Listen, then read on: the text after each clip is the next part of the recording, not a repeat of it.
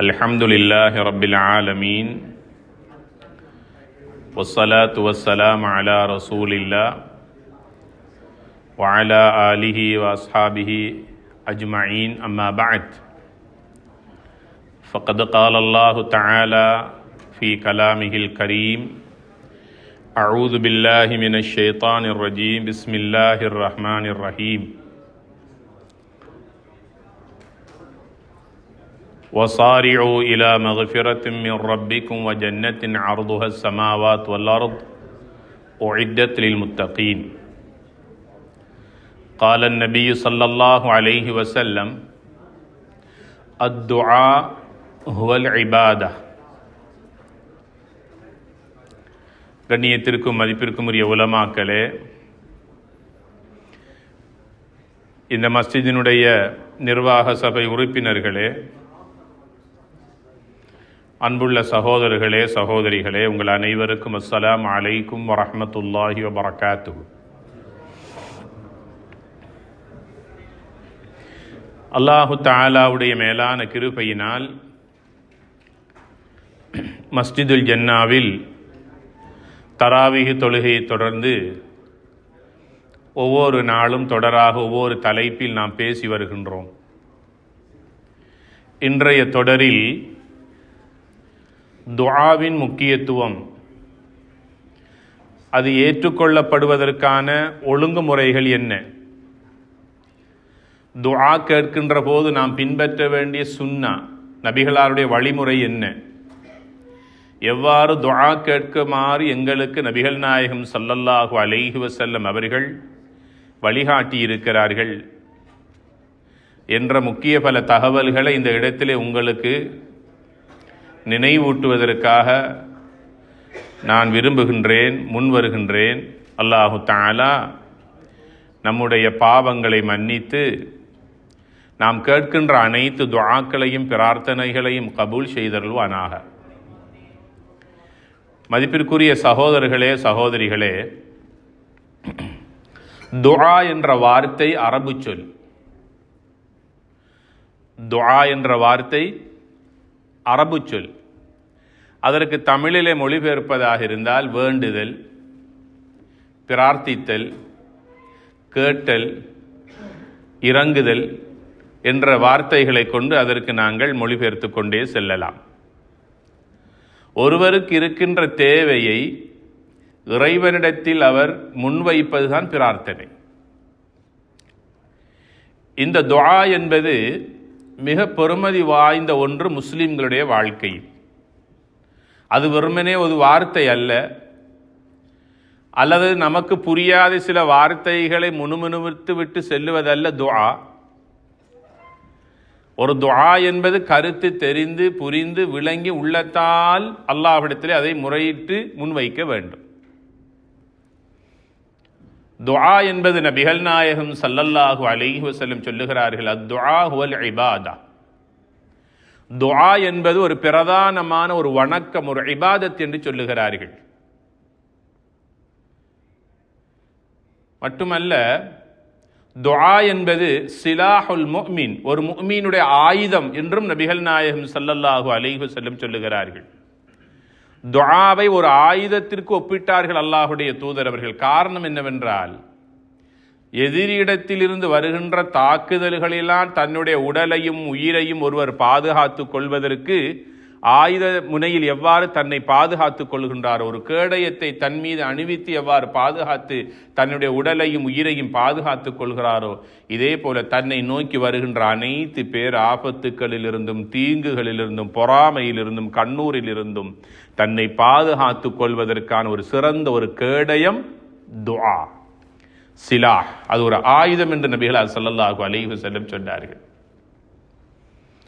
இது தவறுகள், பாவங்கள், அநியாயங்கள், பெரும்பாவங்கள் செய்தால் மட்டும் கேட்கக்கூடிய ஒன்று அல்ல.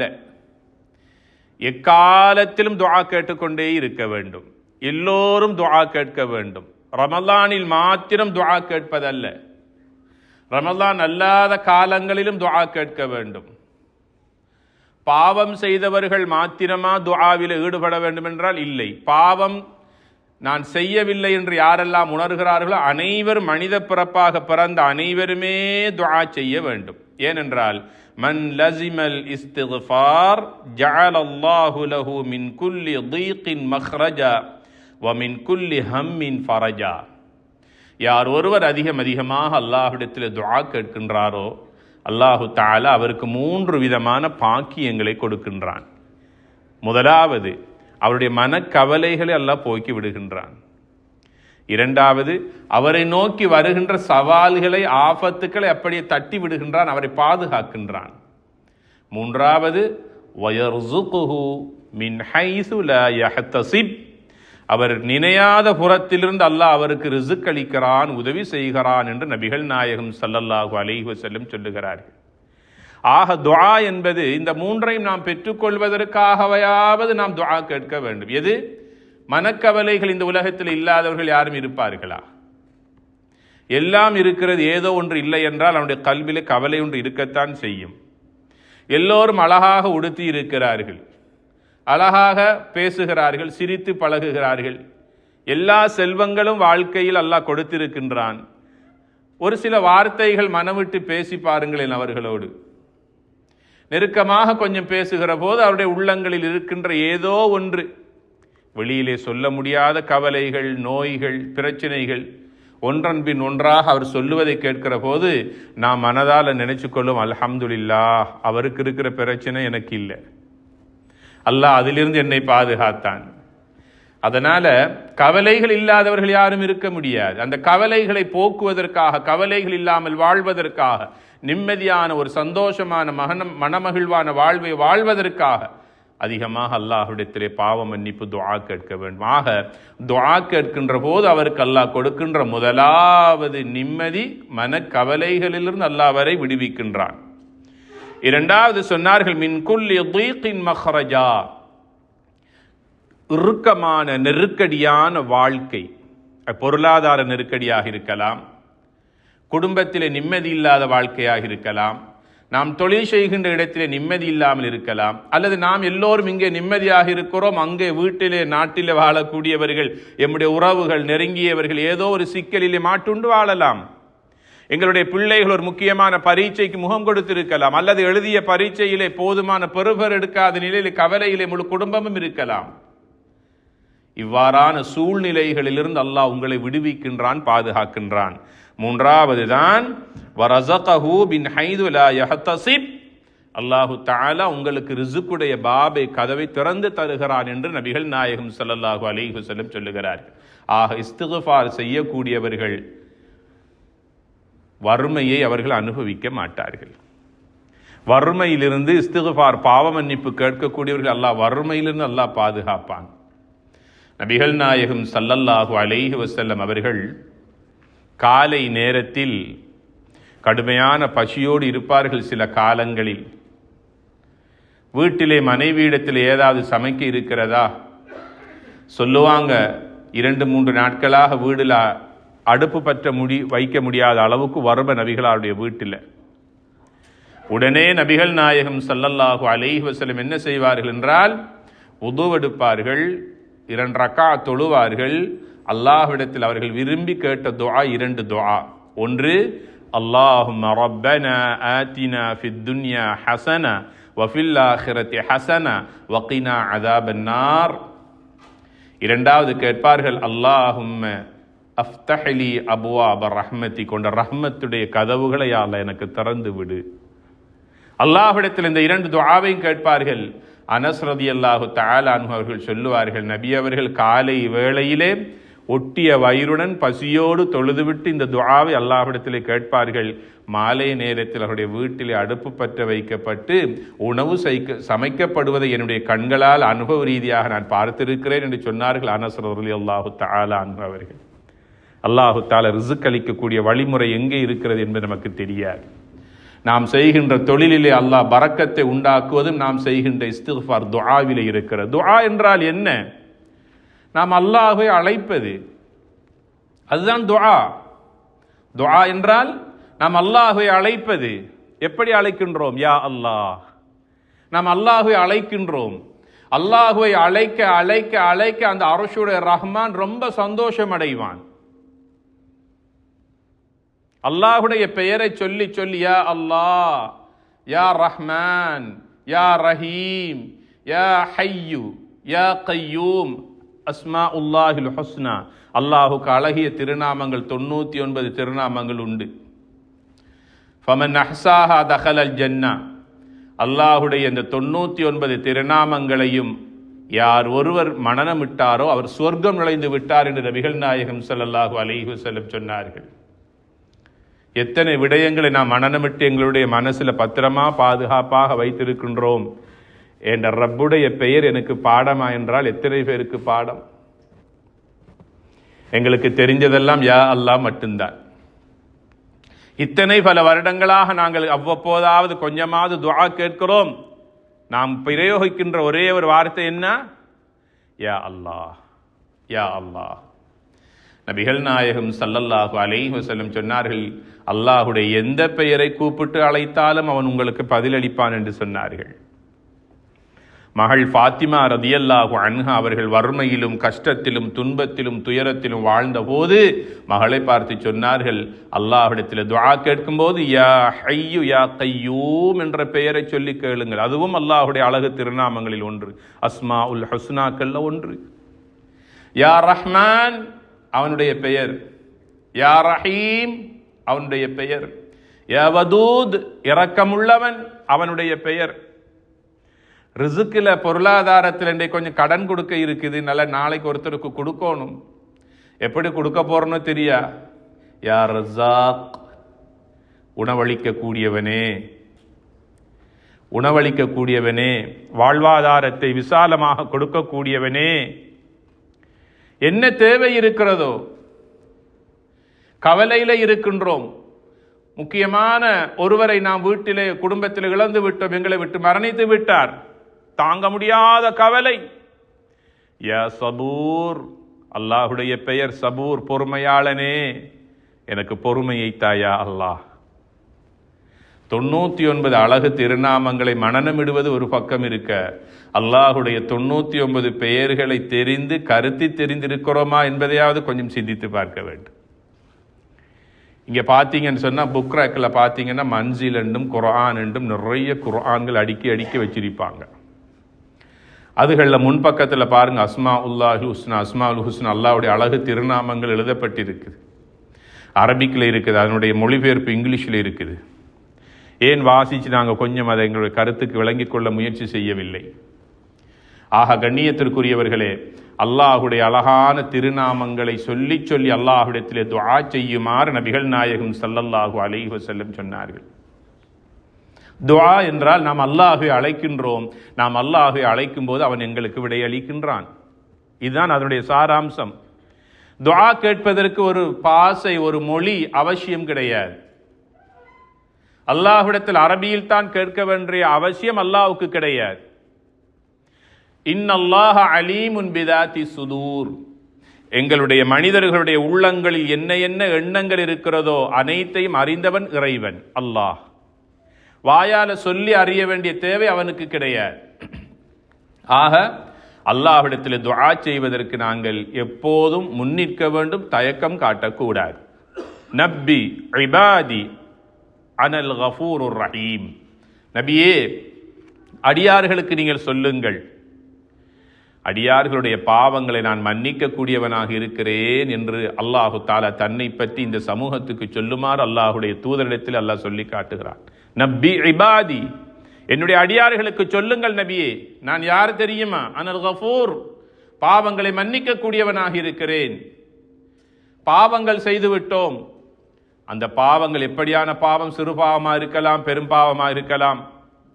நான் செய்கின்ற அசிங்கங்கள், பெரும்பாவங்கள் என்னுடைய பெற்றோருக்கு தெரியாமல் இருக்கும். ஒரு கணவனாக இருந்து பாவம் செய்யலாம், ஒரு மனைவியாக இருந்து பாவம் செய்யலாம். பெற்றோர்கள் செய்கின்ற பாவங்கள் பிள்ளைகளுக்கு தெரியாது, பிள்ளைகள் செய்கின்ற அசிங்கங்கள் பெற்றோருக்கு தெரியாது. எந்த தவறை, எந்த பாவத்தை எப்படி செய்து விட்டாலும் அல்லாஹ்விடத்தில் யா கஃபார், பாவங்களை மன்னிக்க கூடியவனே, என் பாவங்களை மன்னித்து விடு. யா சத்தார், என் பாவங்களை எல்லாம் மறைத்தாயே, 2 பேருக்கு தெரியாமல் மறைத்தாயே, மறைத்த ரப்பே என்னை மன்னித்து விடு ரஹ்மானே. மனிதன் பாவம் செய்வது தனிமையில் இருக்கின்ற போது அதிகமாக பாவம் செய்ய விளைகின்றான். தனிமையை பயன்படுத்தி மனிதன் பாவம் செய்வதற்கு துணிகின்றான், சந்தர்ப்பத்தை பயன்படுத்துகிறான். அந்த நேரத்தில் அல்லாஹு தாலா அவனை 4 பேருக்கு தெரியாமல் அல்லாஹ் மறைத்து விடுகின்றான். அப்ப துஆ கேட்கும் போது, தவறு செய்கின்ற போது உன்னை அல்லாஹ் பாதுகாத்தானே, நீங்கள் துஆ செய்யும் போது அல்லாஹ்விடத்தில் கேட்க வேண்டும், யா சத்தார், குறைகளை மறைப்பவனே, பாவங்களை கஃபார் மன்னிக்க கூடியவனே, என் பாவங்களை மறைத்து யா அல்லாஹ் என் பாவங்களை மன்னிப்பாயா. அஸ்மாஉல் ஹுஸ்னாவில் எல்லாமே இருக்கிறது, எல்லாம் இருக்கிறது. அல்லாஹ்விடத்தில் துஆ கேட்கிற போது இந்த அல்லாஹ்வுடைய அஸ்மாஉல் ஹுஸ்னாக்களை நாங்கள் விளங்கி அல்லாஹ்விடத்தில் துஆ செய்ய வேண்டும். வஸாரிஉ இலா மக்ஃபிரத்தின் மின் ரப்பிக்கும் வ ஜன்னத்தின் அர்துஹா ஸமாவாத் வல் அர்து. பாவம் செய்து விட்டீர்களா? யோசித்துக் கொண்டிருக்காதீர்கள், தௌபாவின் பக்கமாக விரையுங்கள் என்று அல்லாஹ் சொல்லுகின்றான். தௌபா செய்யுங்கள் என்று சொல்லுவதை விட அல்லாஹ் வஸாரிஉ, விரைந்து பாவ மன்னிப்பு கேளுங்கள். வதூபு இலல்லாஹி தௌபத்தன் நசூஹா, கலப்பற்ற ரீதியில் தெளிவான முறையில் மன தூய்மையோடு அல்லாஹ்விடத்திலே பாவ மன்னிப்பு கேளுங்கள் அல்லாஹ் சொல்லுகின்றான். அல்லாஹ்விடத்திலே பாவ மன்னிப்பு கேட்பது எங்களுடைய கடமை. என் பாவங்களை மன்னிப்பது அவனுடைய உரிமையாகி இருக்கிறது. கண்ணியத்திற்குரியவர்களே, கேட்டுவிட்டால் சந்தேகம் வரக்கூடாது. கேட்பது நம்முடைய கடமை. பாவ மன்னிப்பு கேட்பது. தவறு செய்து விட்டோம், ஏதோ தவறை செய்து விட்டோம், ஒரு அசிங்கத்தை பாவத்தை செய்து விட்டோம், தெரிந்தோ தெரியாமல் ஒரு பாவத்தை செய்து விட்டோம். இன்னல் ஹஸனாத் யுத்ஹிப்ன ஸய்யிஆத், உடனே ஒரு நன்மையை செய்து விடுங்கள் என்று அல்லாஹ்வுடைய தூதர் சொல்லுகிறார்கள். ஏன் தெரியுமா? நீங்கள் செய்த நன்மையான காரியம் செய்த தவறை அப்படி அழித்து விடும் என்று அல்லாஹ் குர்ஆனிலே சொல்லுகின்றான். ஒரு நாள் பொழுது நபிகள் நாயகம் ஸல்லல்லாஹு அலைஹி வஸல்லம் அவர்கள் அஸர் தொழுகையை நிறைவேற்றுவதற்காக மஸ்ஜிது நபவிக்கு வருகிறார்கள். வந்தபோது பாங்கு சொல்லப்படுகிறது. ஒரு சஹாபி நபிகளாரிடத்தில் ஓடோடி வந்து, நபியே நாயகமே, நான் ஒரு பாவம் செய்து விட்டேன், எனக்கு ஏதாவது தண்டனை இருக்கிறதா, அதை நிறைவேற்றுங்கள் என்று கேட்கிறார்கள். நபி அவர்கள் அதை கேட்டார்கள். அவரை பார்த்து ஒன்றும் சொல்லவில்லை. சற்று வேளையில் மீண்டும் அந்த சஹாபி வந்து சொன்னார், நபியே நாயகமே, நான் ஒரு பாவம் செய்து விட்டேன், நான் ஒரு தவறு செய்த நிலையில் உங்களுக்கு முன்னால் வந்து நிற்கிறேன், அதற்கு ஏதாவது பரிகாரம் இருக்கிறதா, ஏதாவது குற்றங்கள் இருக்கிறதா, என் பாவத்தினுடைய நிலை என்ன? கேட்டபோது 2வது தடவையும் நபி அவர்கள் அவருக்கு பதிலொன்றும் சொல்லவில்லை. இகாமத் சொல்லப்படுகிறது. முன் இமாமத்திலே வந்து நபிகளார் ஸல்லல்லாஹு அலைஹி வஸல்லம் அவர்கள் ஜமாஅத்து தொழுகை அஸரோடு தொழுவித்து முடிக்கிறார்கள். முடித்து ஜமாஅத் தொழுகை முடிந்ததற்கு பிறகும் நபிகளார் ஸல்லல்லாஹு அலைஹி வஸல்லம் முஸல்லாவிலிருந்து எழுந்து வெளியே வருகின்ற வரைக்கும் அந்த சஹாபி பள்ளியின் வாசலிலே எதிர்பார்த்து கொண்டிருக்கிறார். நபிகளார் ஸல்லல்லாஹு அலைஹி வஸல்லம் எழுந்து வருகிறார்கள். அந்த சஹாபி ஓடோடி வந்து மீண்டும் 3வது தடவை கேட்டார், நபியே நாயகமே, நான் பாவம் செய்து விட்டேன், அதற்கு என்ன குற்ற பரிகாரம், அதற்கு என்ன தண்டனை தரப்போகிறீர்கள்? நபிகளார் ஸல்லல்லாஹு அலைஹி வஸல்லம், நீ செய்தது பெரும் பாவமா சிறு பாவமா, அது என்ன பாவம் என்று ஒன்றையும் கேட்கவில்லை. ஒன்றே ஒன்றை கேட்டார்கள், இப்போது எங்களோடு ஜமாஅத்தோடு தொழுதீரா?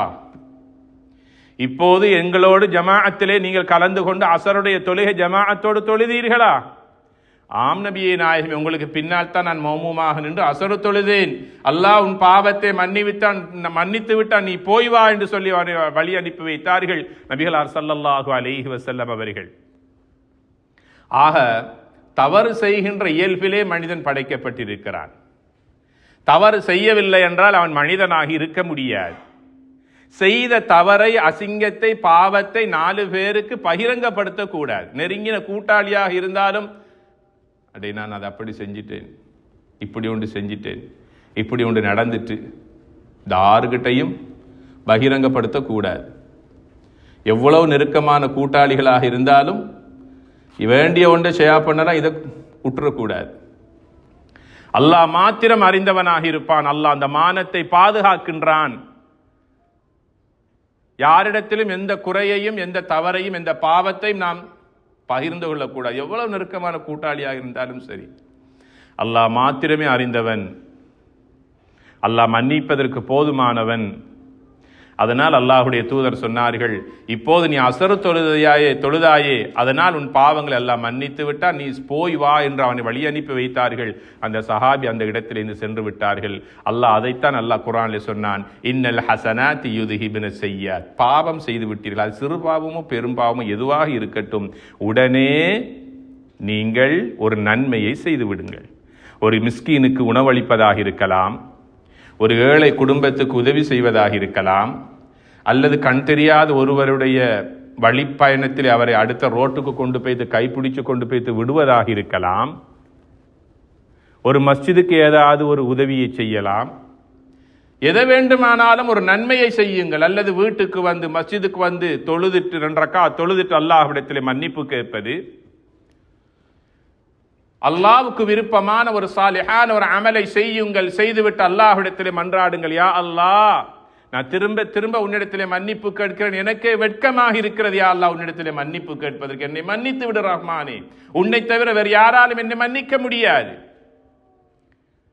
நான் செய்த அசிங்கத்தை 4 பேருடைய கண்களுக்கு தெரியாமல் மறைத்தாயே, அதே போல யா அல்லாஹ் மறைத்ததே போல என்னை மன்னித்து விடு யா அல்லாஹ். மற்றவர்களுடைய குறைகளை மறைப்பவர்களையும் மற்றவர்களுடைய குற்றங்களை மன்னிப்பவர்களையும் அல்லாஹு தஆலா மஹ்ஷர் மைதானத்தில் மன்னிக்கின்ற விதம் வித்தியாசமானது.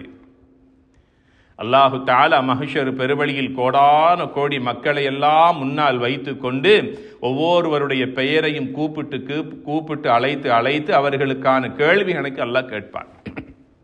ஒளிவு மறைவு இருக்காது, தெளிவான முறையில் பகிரங்கமான கேள்வி கணக்கு. சில மக்களை அல்லாஹ் அழைக்கிற போது ஒரு போர்வைக்குள் அல்லாஹ் அவர்களை அப்படியே போர்த்தி கொள்வான். ரகசியமாக அவர்களிடத்திலே விசாரணைகள் நடக்கும். போர்வையினால் அல்லாஹ் மறைத்துக் கொள்வான்.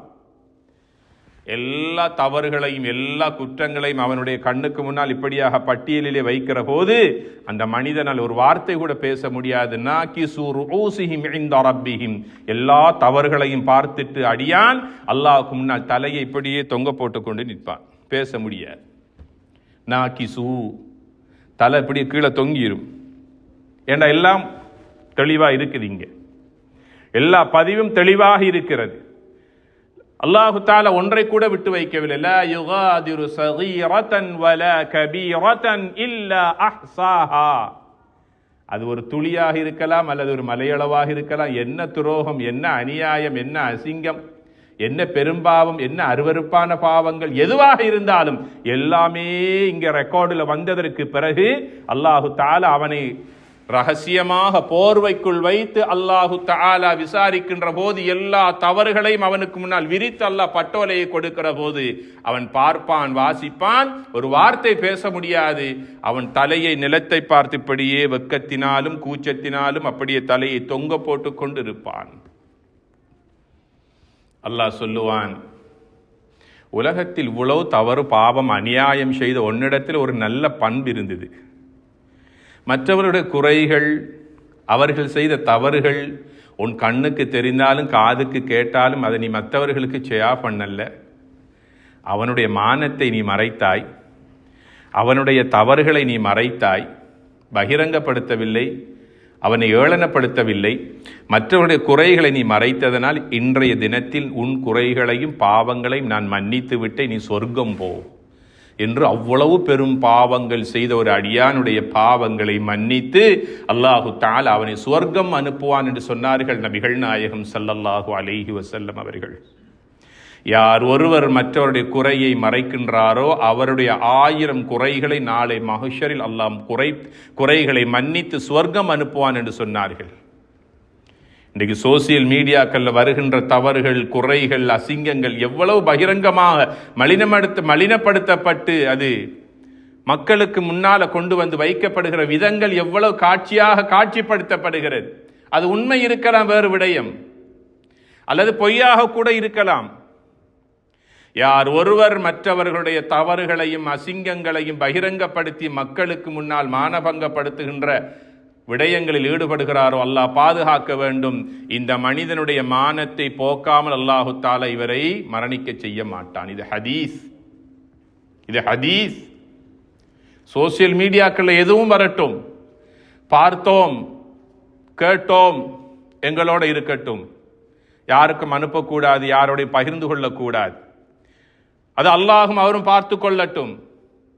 அவர் செய்த தவறுக்கு அவர் அல்லாஹ்விடத்திலே ஒரு நாள் தஹஜ்ஜத்துடைய தொழுகையிலே கண்ணீர் வடித்து அல்லாஹ்விடத்திலே மன்றாடி இருப்பார். அல்லாஹ் மன்னித்திருப்பான். அல்லாஹ் மன்னிப்பதற்கு போதுமானவன்.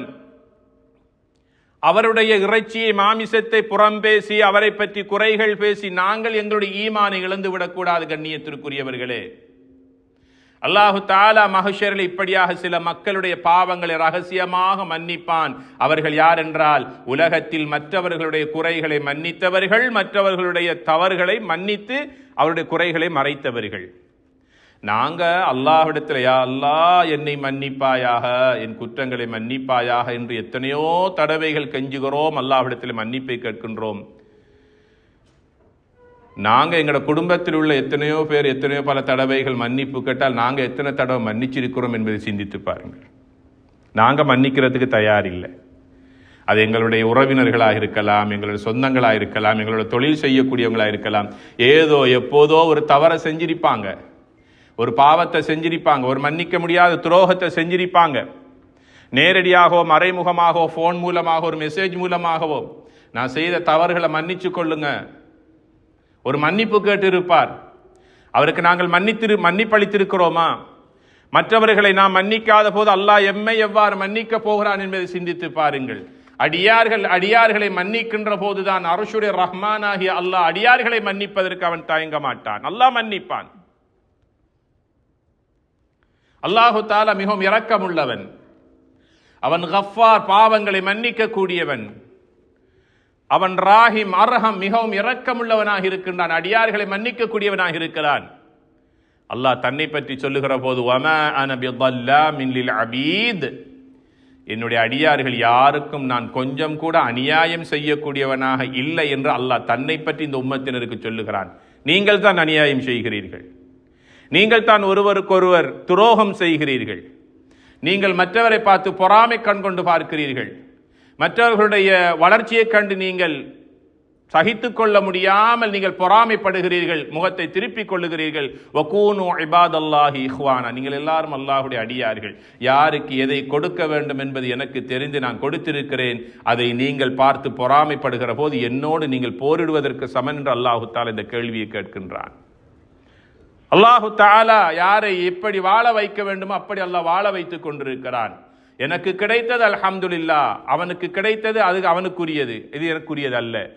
கண்ணியத்திற்குரியவர்களே, நாளை மஹ்ஷர் மைதானத்தில் அல்லாஹுடைய ரஹ்மத்துடைய ஒரு பகுதி என்ன தெரியுமா?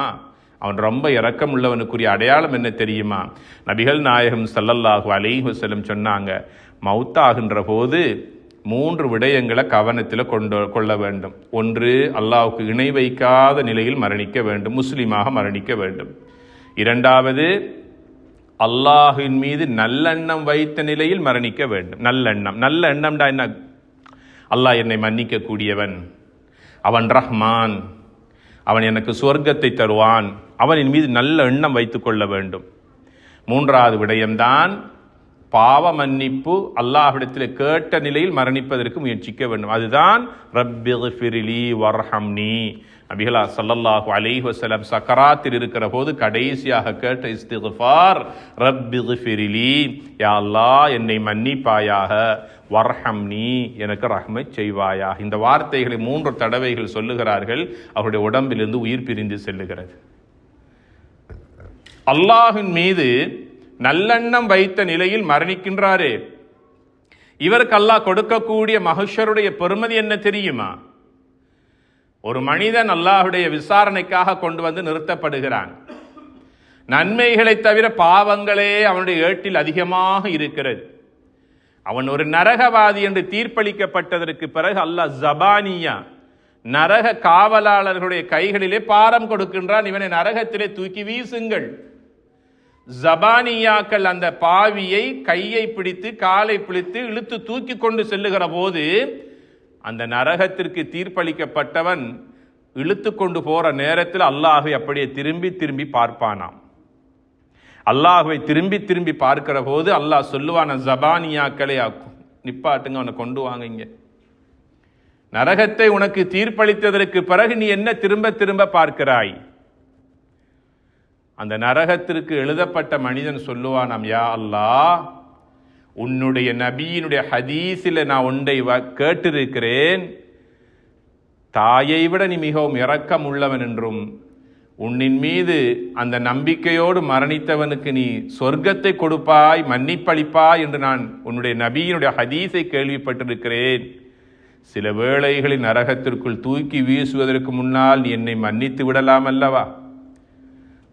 அதனால் நான் உன்னை திரும்பி பார்த்தேன் என்று சொன்னபோது இந்த வார்த்தை அல்லாஹுக்கு சந்தோஷத்தை கொடுக்கும். அல்லாஹு தாலா சொல்லுவான், அதனால் நீ என்னின் மீது நல்லெண்ணம் வைத்ததனால் நான் உன்னை மன்னித்து விட்டேன் என்று அவனை சொர்க்கத்திற்குள் கொண்டு செல்லுமாறு அல்லாஹு தாலா ரிதுவான் அலைஹிஸ்ஸலாம் அவர்களுக்கு பாரம் கொடுப்பான் என்று நபிகள் நாயகம் ஸல்லல்லாஹு அலைஹி வஸல்லம் சொன்னார்கள். அந்த அளவுக்கு இரக்கமுள்ள ரஹ்மான் சொல்லுகின்றான், நப்பி இபாதி அனல் கஃபூருர் ரஹீம், நபியே என்னுடைய அடியார்களுக்கு சொல்லுங்கள், பாவம் செய்து விட்டார்களா, என்னிடத்திலே பாவ மன்னிப்பு கேட்க சொல்லுங்கள், அவருடைய பாவங்களை நான் மன்னித்து விடுகிறேன். இந்த சமா துன்யா என்று சொல்லக்கூடிய நாங்கள் பூமியிலிருந்து பார்க்கக்கூடிய இந்த முதலாவது வானத்திற்கு அல்லாஹு தாலா ஒவ்வொரு நாளும் சஹருடைய நேரத்தில், தஹஜ்ஜத்துடைய நேரத்தில் அல்லாஹ் பணிய கீழே இறங்கி வருகின்றான். அடியார்களாகி எங்களை பார்த்து அல்லாஹ் கேட்கின்ற 3 கேள்விகள். ஒன்று, அலா மின் முஸ்தக்ஃபிரின் ஃபஅக்ஃபிர் லஹ், பாவம் செய்த அடியார்களே என்னிடத்திலே தௌபா செய்யுங்கள், என்னிடத்திலே பாவ மன்னிப்பு கேளுங்கள், உங்களுடைய பாவங்களை நான் மன்னித்து விடுகின்றேன். சஹருடைய நேரம் என்பது வபில் அஸ்ஹாரிஹிம் யஸ்தக்ஃபிரூன், மூமீன்கள் சஹருடைய நேரத்திலே, தஹஜ்ஜத்துடைய நேரத்திலே அல்லாஹ்விடத்திலே கண்ணீர் மல்கி அல்லாஹ்விடத்திலே துஆ செய்வார்கள், அவர்களுடைய பாவங்களுக்காக மன்னிப்பு கேட்பார்கள், அவர்களுடைய பாவங்களை நான் மன்னித்து விடுகிறேன் என்று அல்லாஹு தஆலா சஹருடைய நேரத்தில் முஃமின்கள் பாவ மன்னிப்பு கேட்பார்கள் என்று அல்லாஹ் சொல்லி காட்டுகின்றான். ரமலானுடைய காலத்திலே சஹருடைய நேரத்தில் கேட்பது எங்களுக்கு இலகுவானது. ஏனைய காலங்களிலும் ஏதாவது ஒரு முக்கியமான தேவை ஒன்று இருக்கலாம். அது எந்த தேவை என்பதை நமக்குத்தான் தெரியும். சஹருடைய நேரத்தில் அசானுக்கு முன்னால் எழுந்து குறைந்தது 2 ரக்காத்தாவது தொழுது விட்டு அல்லாஹ்விடத்தில் கையேந்துகின்ற போது நிச்சயமாக அந்த காரியத்தை அல்லாஹ் இலகுபடுத்துகின்றான். வந்திருக்கிற நோய்களை அல்லாஹ் குணப்படுத்துவான். பிள்ளைகள் எழுத இருக்கின்ற பரீட்சைகளை அல்லாஹ் இலகுபடுத்தி சிறந்த பெறுபேறுகளை எடுக்கக்கூடிய பாக்கியத்தை அல்லாஹ் கொடுப்பான். கொடுக்க முடியாத கடன் சுமைகளை அல்லாஹ் இலகுபடுத்தி தருகின்றான். போகின்ற வருகின்ற பயணத்தின் போது ஆபத்துக்களிலிருந்து அல்லாஹ் பாதுகாக்கின்றான். எல்லாம் துஆ, இஸ்திக்ஃபார். அல்லாஹ்வுடைய தூதர் ஸல்லல்லாஹு அலைஹி வஸல்லம் சொல்லுகிறார்கள், இஸ்திக்ஃபார் கேட்கின்ற அடியார்களோடு அல்லாஹ் நெருக்கமாக இருக்கின்றான். காரணம் என்னவென்றால் அவர்களுடைய வாயினால் அவர்கள் அதிகமாக உச்சரிப்பது அல்லாஹுடைய பெயரைத்தான். யா அல்லாஹ், யா ரஹ்மான், யா ரப்பே, அல்லாஹுடைய பெயரை அழைப்பதன் காரணமாக அல்லாஹ் அவர்களோடு நெருக்கமாக இருக்கிறான் என்று நபிகள் நாயகம் ஸல்லல்லாஹு அலைஹி வஸல்லம் சொன்னார்கள்.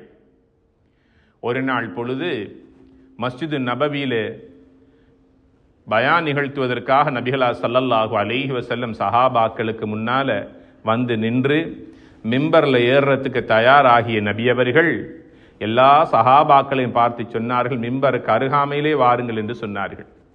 அனைத்து சஹாபாக்களும் மிம்பருக்கு அருகாமையிலே வந்தார்கள். வந்த நேரத்தில் நபிகளா ஸல்லல்லாஹு அலைஹி வஸல்லம் மிம்பர்ல கால் வைக்கின்ற போது ஆமீன் என்று சொன்னார்கள். 3 படிகளிலும் ஆமீன் ஆமீன் என்று சொல்லி சொல்லி படியேறி குத்பா பிரசங்கத்தை நிகழ்த்தி முடித்து கீழே இறங்கிய போது சஹாபாக்கள் நபிகளா இடத்தில் வந்து கேட்டார்கள், நபியே நாயகமே, வளமையாக மிம்பர்ல ஏறுகிற போது ஆமீன் சொல்ல மாட்டீர்களே, இன்று சொன்னீர்களே, என்ன காரணம் என்று சொல்லி ஆமீனுக்கு விளக்கம் கேட்டார்கள். சொன்னாங்க, நான் மிம்பர்ல முதலாவது படியில கால் வைக்கும் போது ஜிப்ரீல் அலைஹிஸ்ஸலாம் துஆ கேட்டாங்க, ரமலானுடைய மாதத்தை அடைந்தும் யார் ஒருவர் அல்லாஹ்வுடைய பாவ மன்னிப்பை பெறாத நிலையில், பாவங்கள் மன்னிக்கப்படாத நிலையில் அந்த ரமலான் கடந்து செல்லுகிறதோ அவன் நாசமாகட்டும் என்று ஜிப்ரீல் அலைஹிஸ்ஸலாம் துஆ கேட்டார்கள். அதற்கு நான் ஆமீன் சொன்னேன் என்று சொன்னார்கள் நபிகளா ஸல்லல்லாஹு அலைஹி வஸல்லம். 2வது படியிலே கால் வைக்கிற போது, நபியே, உங்களுடைய பெயரை கேட்டு யார் ஒருவர் உங்கள் மீது ஸலவாத்து சொல்லாமல் வாய்மூடி இருக்கின்றார்களோ அவர்களுக்கு நாசம் உண்டாகட்டும் என்று துஆ கேட்டார்கள். அதற்கு நான் ஆமீன் என்று சொன்னேன் என்று சொன்னார்கள் நபிகள் நாயகம் ஸல்லல்லாஹு அலைஹி வஸல்லம் அவர்கள். 3வது படியிலே கால் வைத்த போது கேட்ட ஒரு துஆ தான், யார் எந்த பிள்ளைக்கு தாயும் தகப்பனும் வயோதிபர்களாக இருந்து தாயும் தகப்பனும் இருந்து அந்த பெற்றோருக்கு பிள்ளைகள் சேவைகள் செய்து அந்த தாய் தகப்பனுடைய துஆவின் மூலமாக சுவர்க்க பாக்கியத்தை பெற்றுக்கொள்ளவில்லையோ அந்த பிள்ளைகளுக்கு நாசம் உண்டாகட்டும் என்று துஆ கேட்டார்கள். நபிகளார் ஸல்லல்லாஹு அலைஹி வஸல்லம் அவர்கள் ஆமீன் சொன்னார்கள். இது சஹீஹ் முஸ்லிமிலே பதிவு செய்யப்பட்ட ஹதீஸ். கஅப் இப்னு உஜ்ரா ரலியல்லாஹு தஆலா அன்ஹு அவர்கள் அறிவிக்கின்ற ஒரு ஹதீஸ். வளமையாக பிரபல்யமாக பேசப்படுகின்ற ஒரு ஹதீஸ். இது முக்கியமான 3 துஆக்கள். அந்த துஆவிற்கு ஆமீன் சொல்லியவர்கள் யார்?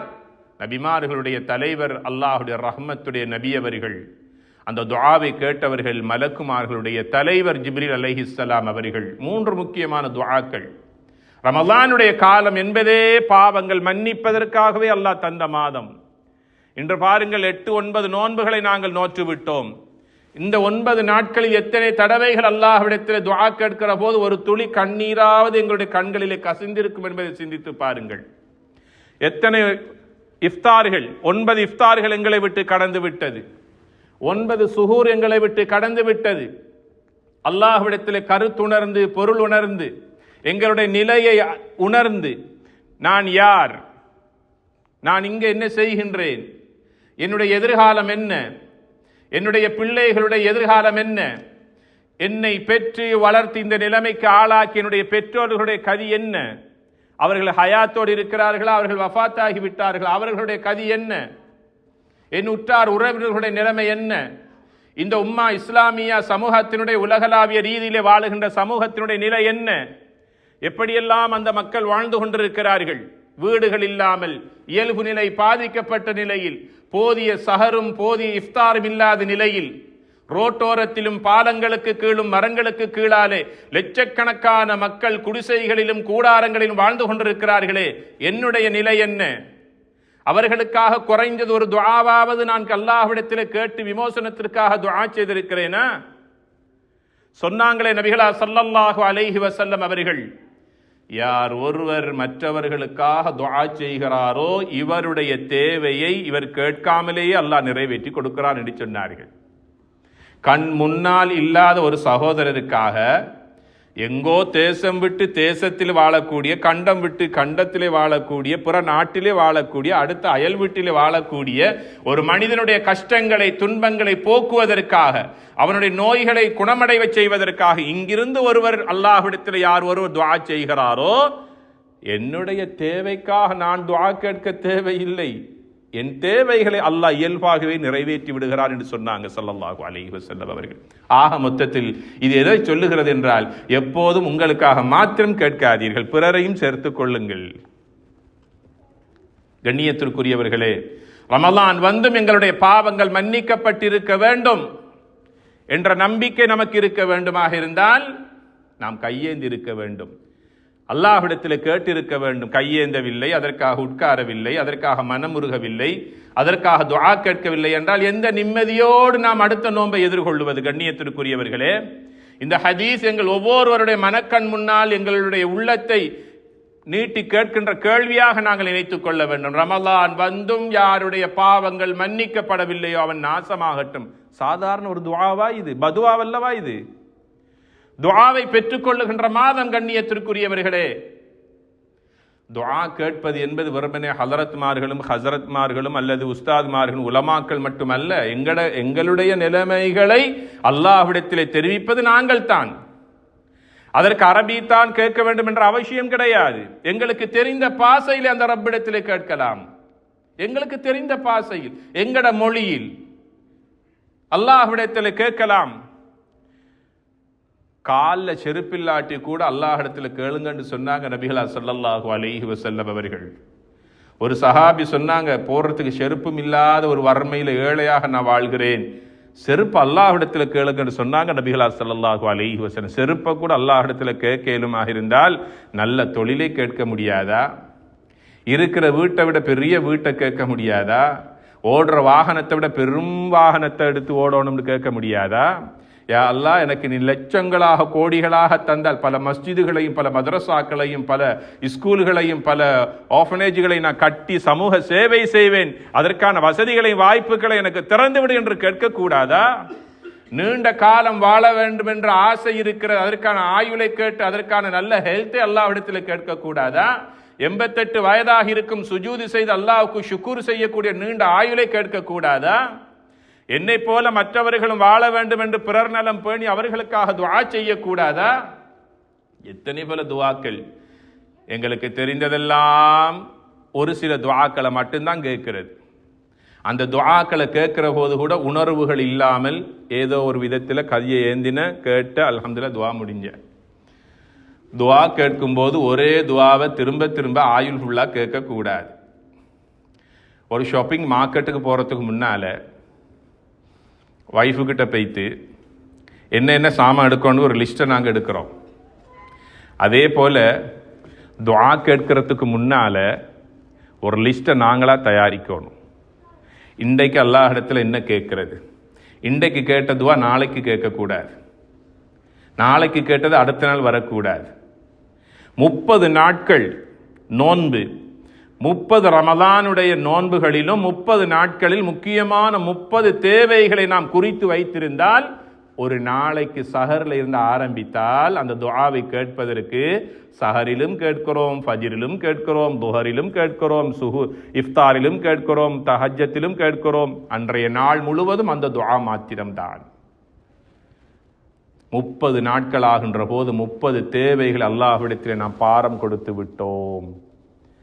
தாரது அல்லாஹுடைய கடமை. கண்ணியத்திற்குரியவர்களே, அல்லாஹுடைய தூதர் ஸல்லல்லாஹு அலைஹி வஸல்லம் ஒரு ஹதீஸில் சொன்னாங்க, ஒரு அடியான் அல்லாஹ் இடத்துல துஆ கேட்டு அவன் பூர்ணமான நம்பிக்கை, அல்ஹம்துலில்லாஹ் அல்லாஹ்கிட்ட நான் எல்லாத்தையும் சொல்லிட்டேன், என் கஷ்டங்களை துன்பங்களை என்னுடைய பிரச்சனை எல்லாத்தையும் அல்லாஹ்கிட்ட ஒப்புவிச்சிட்டேன், அந்த ரப்புல் ஆலமீன் எனக்கு எல்லாத்துக்கும் தீர்வு தருவதற்கு போதுமானவன் என்று ஒரு அடியான் தன்னுடைய துஆவை முடித்துவிட்டு அந்த இடத்திலிருந்து எழுந்து செல்லுகிற போது அவனுடைய கையை வெறும் கையாக கொடுப்பதற்கு அல்லாஹ் வெட்கப்படுகிறார் என்று சொன்னாங்க நபிகள் நாயகம் ஸல்லல்லாஹு அலைஹி வஸல்லம் அவர்கள்.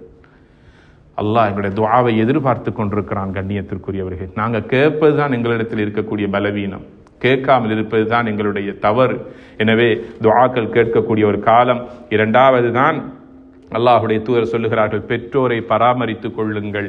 பெற்றோரை பராமரித்தவர்கள், கண் கலங்காம தாயையும் தகப்பனையும் பாதுகாத்து பராமரித்து வளர்த்த பிள்ளைகள் அவர்கள் கெட்ட மௌத்தை சந்திக்க மாட்டார்கள், கண்ணியமான மௌத்தை அல்லாஹ் அவர்களுக்கு கொடுப்பான் என்று சொன்னார்கள்.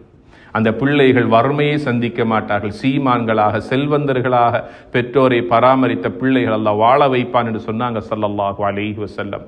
அதே போல எந்த சந்தர்ப்பத்தில் எங்கு இருந்தாலும் சரி, வெள்ளிக்கிழமை இரவேல சொன்ன மாதிரி நபிகளாருடைய பெயரை காதில் கேட்டா உடனுக்குடன் அல்லாஹும்ம ஸல்லி அலா முஹம்மது வ அலா ஆலி முஹம்மது என்று ஸலவாத்தை சொல்லிக் கொள்ள வேண்டும்.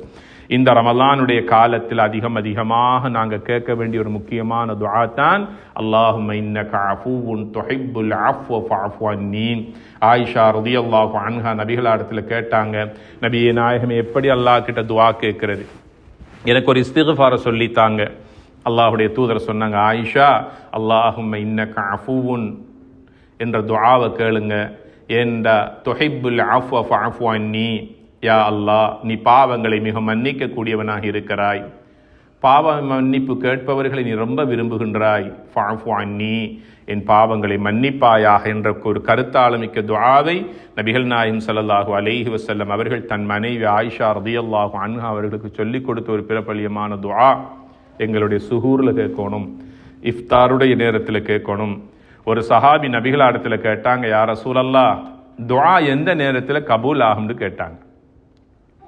எந்த நேரத்தில் கேட்டால் துஆ கபூல் ஆகும். ஒவ்வொரு சந்தர்ப்பங்களை சொன்னாங்க. அந்த சஹாபிக்கு 3 நேரங்களை சொன்னாங்க. ஒன்று சொன்னாங்க, பாங்குக்கும் இகாமத்துக்கும் இடையில துஆ கேளுங்க, உங்களோட துஆ கபூல் செய்யப்படும்னு சொன்னாங்க. இரண்டாவது சொன்னாங்க, ஃபர்லான தொழுகையை தொழுது முடித்ததற்கு பிறகு நீங்கள் துஆ கேளுங்க, அந்த துஆ கபூல் செய்யப்படும் என்று சொன்னாங்க. மூன்றாவது சொன்னாங்க, நோன்பு காலத்தில் நீங்கள் எந்த நேரத்தில் கேட்டாலும் உங்களோட துஆ கபூல் செய்யப்படும் என்று ஸல்லல்லாஹு அலைஹி வஸல்லம் சொன்னாங்க. ஆக மொத்தத்தில் ஒவ்வொரு இகாமத்துக்கும் ஒவ்வொரு தொழுகைக்கும் ஜமாத்துக்கும் இடையில, பாங்குக்கும் இகாமத்துக்கும் இடையில துஆ கபூல் செய்யப்படும் என்றால், முன் சுன்னத்தை தொழுது முடித்ததற்கு பிறகு இகாமத் சொல்லப்படுகின்ற வரைக்கும் அந்த துஆவுடைய நேரம் ரொம்ப பொறுமதியானது. அந்த துஆ கேட்பதில் அந்த நேரத்தை நாங்கள் பயன்படுத்தணும். தொழுகை முடிந்ததற்கு பிறகு உடனே எழுந்து செல்லாமல் எதையாவது எங்களுக்கு தேவையான அன்றைய நாளினுடைய முக்கிய துஆ ஒன்றை கேட்டுவிட்டு நாங்கள் செல்ல வேண்டும். ஏனென்றால் துஆ கபூல் செய்யப்படக்கூடிய நேரம். மூன்றாவது தான் ரமலானுடைய எக்காலத்தில் எச்சந்தர்ப்பத்தில் ஒரு நோன்பாளி துஆ கேட்டாலும் கபூல் செய்யப்படும். ஆக அதிகமாக அல்லாஹும்ம இன்னக அஃபூவுன் துஹிப்புல் அஃவ ஃபஅஃபு அன்னி என்ற துஆவை நாம் கேட்டுக்கொள்ள வேண்டும். இந்த காலத்திலும் ஏனைய காலங்களில் நான் துஆ கேட்பதற்கு மிக பொறுமதியான இன்னும் ஒரு துஆ தான் லா இலாஹ இல்லல்லாஹ் அஸ்தக்ஃபிருல்லாஹ் அஸ்அலுக்கல் ஜன்னா வ அஊது பிக மினன்னார். ரொம்ப பொறுமதியான ஒரு துஆ. லா இலாஹ இல்லல்லாஹ், அல்லாஹுவை தவிர வேறு இறைவன் இல்லை. அஸ்தக்ஃபிருல்லாஹ், யா அல்லாஹ் உன்னிடத்திலே நான் பாவ மன்னிப்பு கேட்கிறேன். அஸ்அலுக்கல் ஜன்னா, உன்னிடத்திலே சுவர்க்கத்தையும் நான் கேட்கிறேன். வ அஊது பிக மினன்னார், நரகத்தை விட்டும் யா அல்லாஹ் உன்னிடத்திலே பாதுகாப்பு தேடுகிறேன் என்ற ஒரு பிரபலியமான துஆ, மிகவும் சிறிய துஆ, ரொம்ப கருத்தாளமிக்க துஆ. இந்த துஆவையும் நாங்கள் அதிகமாக கேட்டுக்கொள்ள வேண்டும். இறுதியாக துஆக்கள் ஏற்றுக்கொள்ளப்படுவதற்கு சில ஒழுங்குகளை நபிகளார் ஸல்லல்லாஹு அலைஹி வஸல்லம் சொல்லி தந்தார்கள். சில ஆதாபுகள், சில ஒழுங்குகள், துஆ ஏற்றுக்கொள்ளப்படுவதற்கான சில ஒழுங்குகளில் முதலாவது உதுவுடன் துஆ கேட்க வேண்டும். இரண்டாவது, ஏதாவது ஒரு நன்மையான அமலை செய்துவிட்டு அல்லாஹ்விடத்திலே கையேந்த வேண்டும். மூன்றாவது, கிபிலாவை முன்னோக்கி துஆ கேட்க வேண்டும். கிபிலாவை முன்னோக்கி துஆ கேட்க வேண்டும். நான்காவது, துஆ கேட்கின்ற போது என்னுடைய துஆ நிச்சயமாக அல்லாஹ்விடத்திலே கபூல் செய்யப்படும் என்ற நம்பிக்கையோடு துஆவை நாம் அல்லாஹ்விடத்திலே கேட்க வேண்டும். அடுத்த முக்கியமான ஒன்றுதான், துஆவை ஆரம்பிக்கின்ற போது ஹம்து ஸலவாத்தை கொண்டு துஆவை ஆரம்பிக்க வேண்டும். அல்ஹம்துலில்லாஹி ரப்பில் ஆலமீன். இரண்டாவது, அல்லாஹும்ம ஸல்லி அலா முஹம்மது வ அலா ஆலி முஹம்மது என்று அல்லாஹ்வை புகழ்ந்து நபிகளார் மீது ஸலவாத்தை சொல்லி அந்த துஆவை ஆரம்பிக்க வேண்டும். மூன்றாவது விடயம்தான், முக்கியமான விடயங்களை கேட்கிற போது திரும்ப அல்லாஹ்விடத்திலே கேட்க வேண்டும். 2-3 தடவைகள் கேட்க வேண்டும். அடுத்தது, முடியுமான வரைக்கும் ஆஹிராவை பற்றி கேட்கிற போது, அதாபுல் கபரை பற்றி கேட்கிற போது, மௌத்துடைய நிலையை கேட்கிற போது முடியுமான வரைக்கும் அழுது கண்ணீர் சிந்துகின்ற அளவுக்கு முயற்சி செய்து நாங்கள் துஆ கேட்க வேண்டும். அப்படி அழுகை வரவில்லை என்றால் அழுவதைப் போல பாசாங்கு செய்து அல்லாஹ்விடத்தில் நீங்கள் கேளுங்கள் என்று நபிகளார் ஸல்லல்லாஹு அலைஹி வஸல்லம் சொன்னார்கள்.